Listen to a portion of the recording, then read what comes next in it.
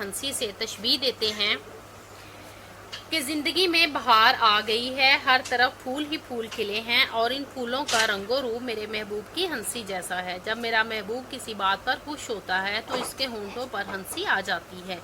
मुझे ये हंसी बहुत भाती है। बाग में आज ऐसी क्या बात है कि फूलों का रंगो रूप निखर गया है। मुझे यूं मालूम हो रहा है जैसे ये फूल खिले ना हो बल्कि मेरा महबूब मुस्कुराया हो, क्योंकि फूलों का खिलना मेरे महबूब की हंसी जैसा है।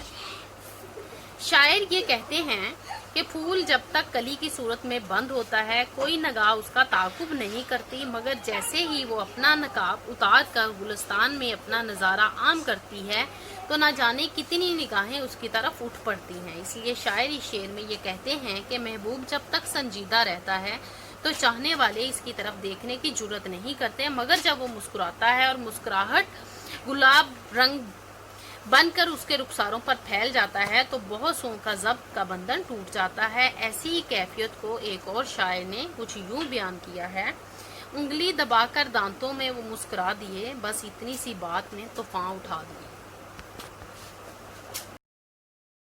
फितना क़यामत का सिलसिला यानी ताल्लुक फितना क़यामत, क़यामत का फितना तेरी खुशकामती से मिलता है, यानी महबूब खुशकामती लंबा कद तेरी खुशकामती से मिलता है।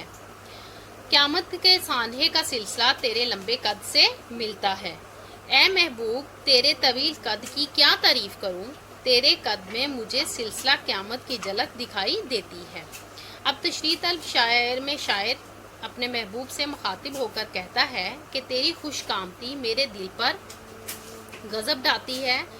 मुख्तलिफ शोरा ने अपने महबूब के मुख्तलिफ अज्ज़ाए जिस्मानी की तारीफ़ में शेर लिखे। किसी ने अपने महबूब के होंठों की और किसी ने जुल्फ़ों की तारीफ़ की और किसी ने उनकी आँखों की तारीफ़ में ज़मीन व आसमान के कलाबे मलाए थे, तो कोई अपने महबूब के दांतों को मोती समझता था। इसी तरह जिगर मुरादाबादी अपने महबूब की खुशकामती की तारीफ़ करते हुए कहते हैं कि मेरा महबूब का दराज कद मेरे दिल पर क़यामत डालता है। मुझे अपने महबूब का खुशकामत होना बहुत भाता है।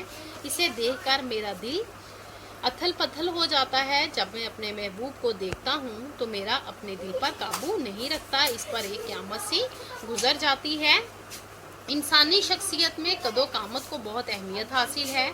शख्सी खूबसूरती में पूरा सरापा मिलकर कदो कामत को तश्कील देता है। बहुत से शायर हैं जिन्होंने महबूब के सरापे को मौजू सुखन बनाया है।